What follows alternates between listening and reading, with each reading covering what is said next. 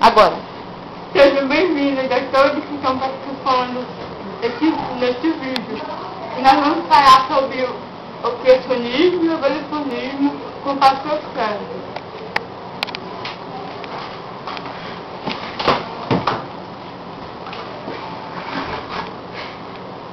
Pastor Sandro, nesse ano, Carlos dele completa 200 anos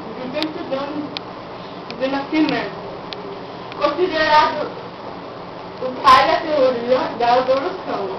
Me diga o seu conceito do evolucionismo e depois do criacionismo.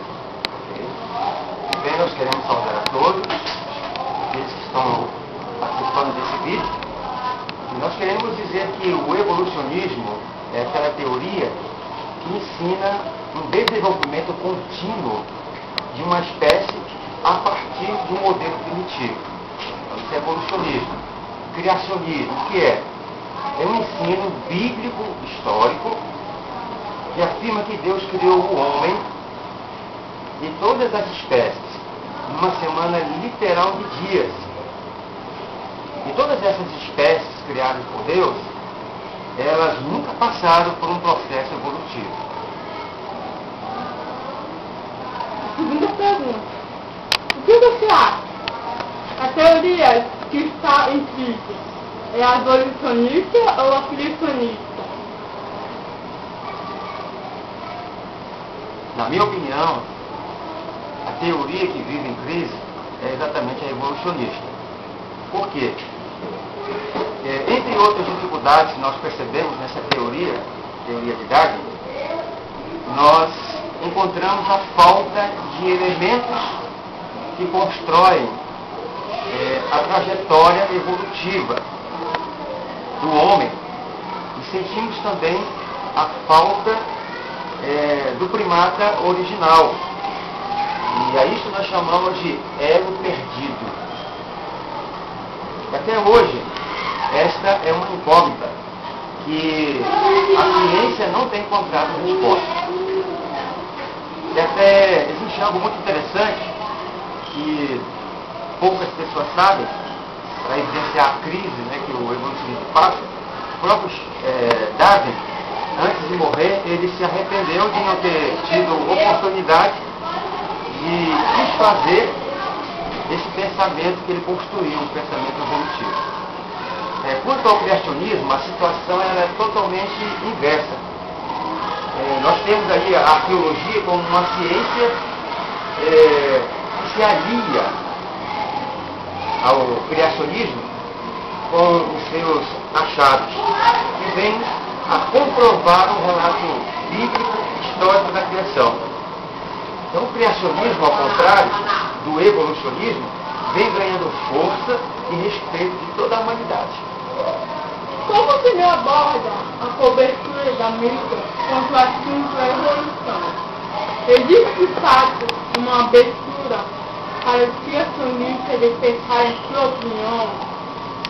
Bem, infelizmente, todos nós sabemos que, em se tratando de evolução, a ciência e a mídia, de uma maneira geral, abre bastante espaço e dá bastante apoio na divulgação dessa teoria. Contudo, em relação ao criacionismo, isso não é verdade. Não existe praticamente espaço nenhum para a divulgação da filosofia criacionista. Então, a gente percebe que a mídia procura divulgar valores morais com muita facilidade. E nós percebemos, lógico, que por detrás de tudo isso está Satanás, que quer fazer com que as pessoas não acreditem em Deus, se esqueçam que Deus existe. E essa teoria de Darwin, eu entendo que Satanás inspirou Darwin nessa teoria justamente com esse propósito. Mas, finalmente, então, não existe muito espaço na mídia para a divulgação do criacionismo. Por que a Bíblia não diz nada sobre a encoração? Sobre a encoração. Sobre A encoração. a era inicial? Isso. Ok. Então, por que a Bíblia não relata nada a respeito da era chamada glacial. Quando nós pesquisamos informações científicas sobre a questão da era glacial, nós encontramos muitas controvérsias sobre esse assunto. Há quem afirme que a primeira era glacial ela existiu há 35 milhões de anos atrás. Outros há 10 milhões de anos atrás. Nós, criacionistas, nós não cremos em milhões de anos na Terra, mas apenas 6 mil anos. Portanto, nós descartamos a era do gelo. Não existe, então, no relato bíblico, histórico, espaço para tal teoria com tantos milhões de anos. Existem cientistas criacionistas que afirmam a possibilidade de haver uma era glacial por ocasião do dilúvio. Mas a Bíblia não relata nada sobre o assunto, porque esse não é um assunto relevante.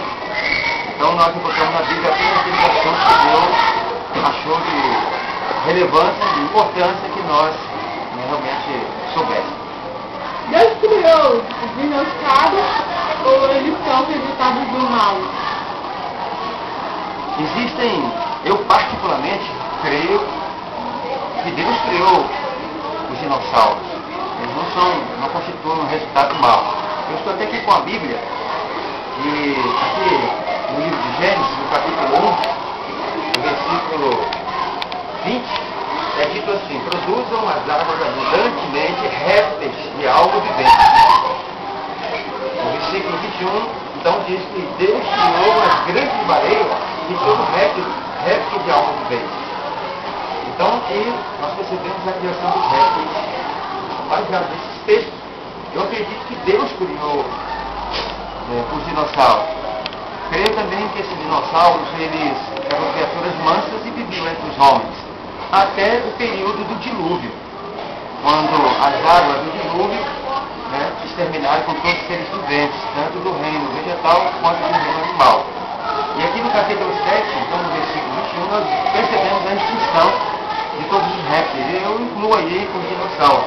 Então aqui é dito, no contexto do dilúvio, e expirou toda a carne que se movia sobre a terra, tanto de ave como de gado, e de bestas feras, e todo réptil que se roja sobre a terra, e todo homem. Então aqui nós percebemos a extinção de todos os répteis. A gente inclui aí então os dinossauros. Qual a explicação criacionista para fósseis que mistura características humanas e de macaco? Ok, realmente existem fósseis que misturam essas características de homem e de macaco. Principalmente de macaco chamado Australopithecus. Esse é um tipo de macaco que ele poderia até andar ereto, como homem. Mas a explicação é a seguinte: Deus, quando criou o homem, um relato bíblico de Gênesis, deixa claro que ele criou também todos os outros seres viventes, incluindo os macacos.